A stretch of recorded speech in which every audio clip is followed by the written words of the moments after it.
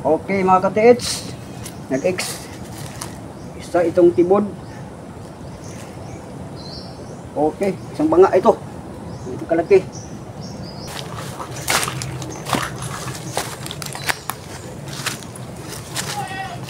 Okay, nandito tayo sa isang puno ng biyabas ng guava tree.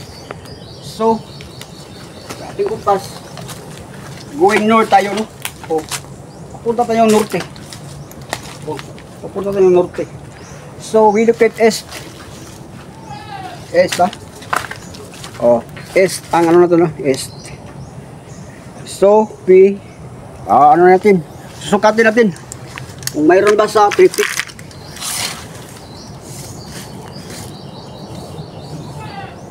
Mayroon ba sa 3 feet? Okay. Huwag ka magkabalik tayo eh. Okay, cameraman.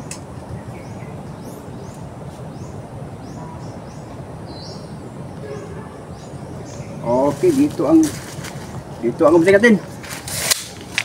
So, tingnan natin sa ating Japanese one. Okay, yan dito. So, nandito. Pwede itong gamitin ganun.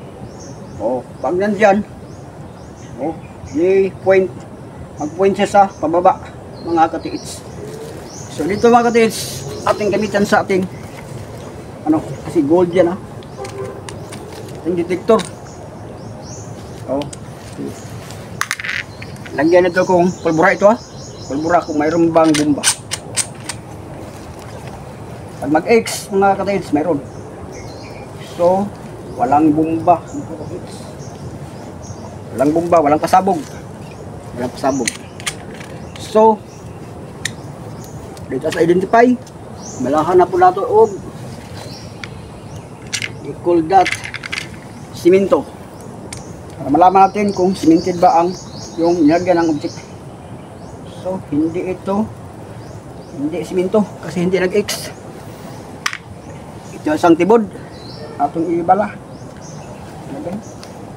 Okay mga ka-TH, nag-X isa itong tibod. Okay, isang banga ito. Ito kalaki. So, ang height niya is estimated ang round niya. Oh, 1 feet. 1 feet ang ano, ang tibod. Ang baba lang ha. Circle. Oh. 1 feet. Isang feet lang ang. So, lagyan natin ng diamond kasi banga ito ha. Banga ito. Gold. Lagyan natin ng diamond, black diamond ito. Diamond.